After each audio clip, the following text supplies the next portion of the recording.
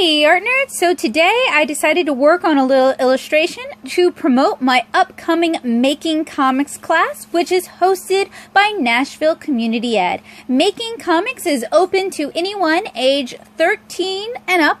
If you are 13, you're going to need a parent to be registered in the class with you. If you are 16 and up, you are going to need a parent's consent to register.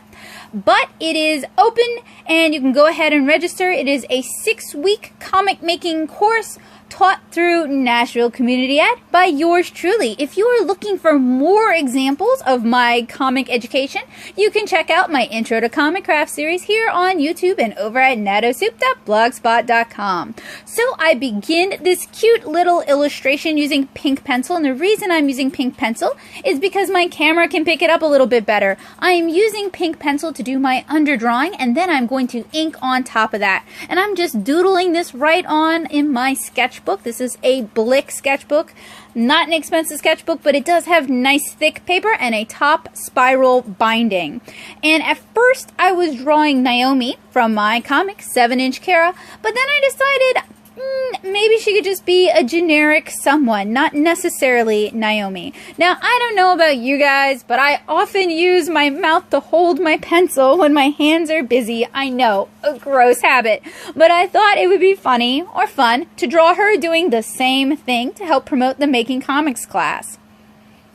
So I drew it in kind of a hybrid between my normal comic art style and my chibi style. So she's a little more cartoony than I normally draw. And I am drawing out some lines so I can do a little bit of hand lettering. Now, hand lettering is absolutely not my forte, but I needed to get some information on this piece of paper down so you guys could learn more about my Making Comics course. So, as you guys can see, it is January 24th through February 28th. Oh, wait! Had to erase that. It wasn't quite centered. There we go. January 24th through February 28th on Thursdays from 6 p.m. to 8 p.m. down at the Cohn School here in Nashville. And you guys can find a link in the description below to register.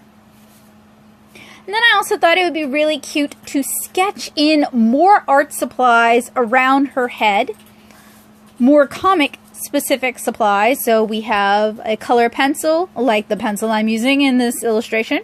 We have an eraser, etc.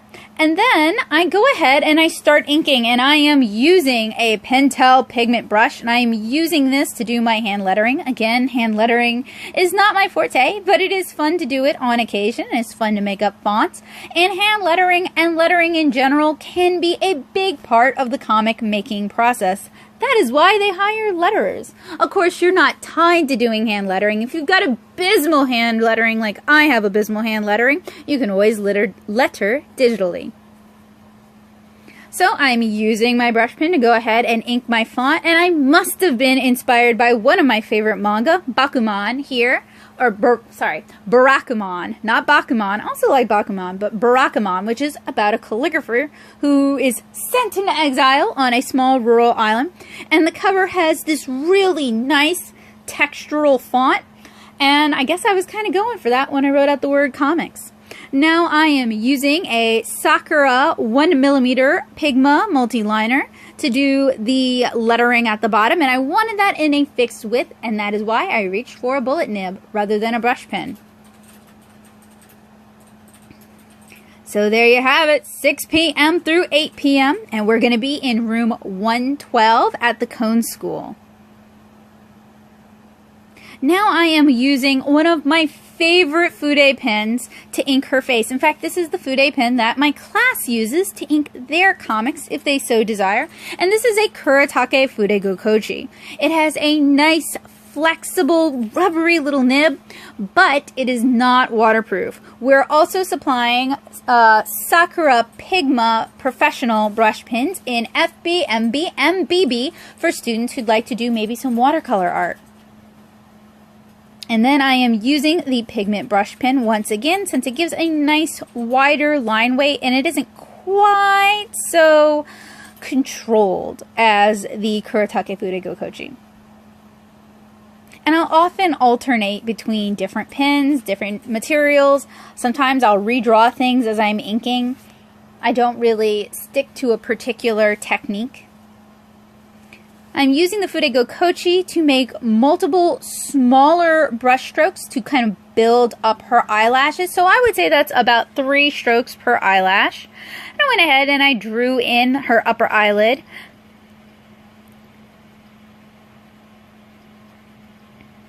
And added some eyelashes,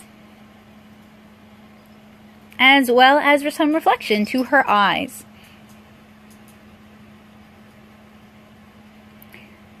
Now we come to one of my favorite parts, doing the eyebrows. I love drawing eyebrows, and I really love to draw eyebrows with individual hairs. I think it has a little bit more personality. It looks a little bit cuter. And she looks like she's going to get up to no good. She's going to be making a zine that tells all. And then I go ahead and I outline her hair with the Fudego Kochi. Now, if I were doing this again, I would use the Pentel brush pen, and I would aim for some of those really nice textured, sort of gritty marks so that I could better capture the texture of her hair. I also would have drawn in some flyaway hairs as well.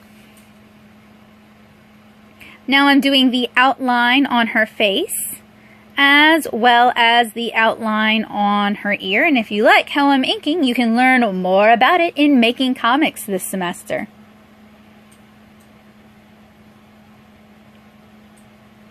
And for those friends who are not in the Nashville area, fear not, I have loads of great, affordable comic making resources here on YouTube and over on my blog. I do not leave you hanging. And if you're interested in something more directed or one-on-one, you can always get a hold of me via email. Now, you guys see in her hair, I really lost the momentum when I was doing the hair, and that's because I really should have done that all in one stroke, and it was just a little bit too large. I really should have done it, like I said, with the Pentel pigment marker.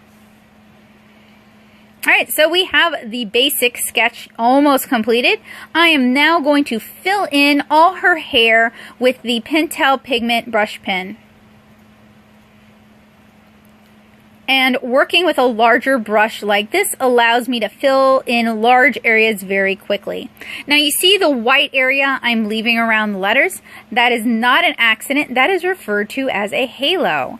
And that is to increase legibility.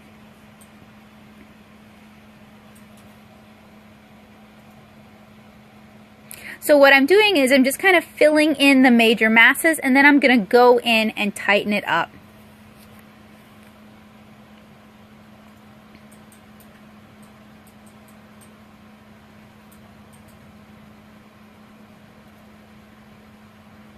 And working with a larger brush pen like this allows me to work much more quickly than if I was trying to fill all this with a tiny Fude pen, or even worse, a technical pen.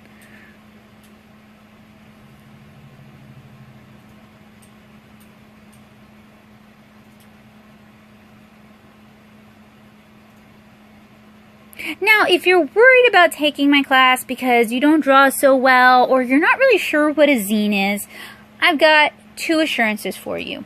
1, I am not concerned at all about your drawing skill level. I love teaching people of all drawing levels, of all skill levels. Everybody's welcome. I have loads of great books that I loan out to my students to help get them caught up, help get them on board. Now here I am adding in some white details using a Neo Pico line white marker. This is a Japanese art supply that is pretty common for comic artists to use. Secondly, zines can be almost anything you want them to be. They can be prose, they can be illustration, they can be a combination of the two. They can be a diary collection, they can be a chronicle of a trip or of a journey, or they can be a collection of recipes. And I have a video here on this channel where I flip through some of my favorite zines that I've collected over the years and show you guys what makes zines so amazing. So if you're interested in learning more about zines, go ahead and click that card now. So I'm just kind of inking in the background elements, the nibs, the eraser, the mechanical pencil. I love drawing collections of things, and a zine could be a series of drawings of a collection of things. A zine could be your Inktober inks, your Inktober sketches. Really, if you can think it, you can make it happen.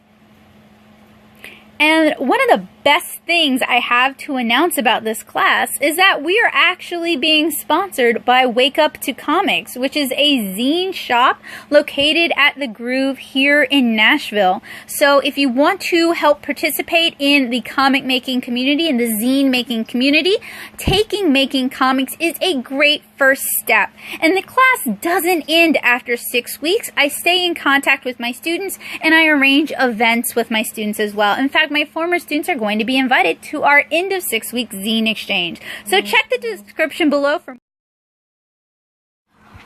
so y'all can find necessary links in the description below. Thank you guys so much for watching. Hopefully I'll see you in Making Comics.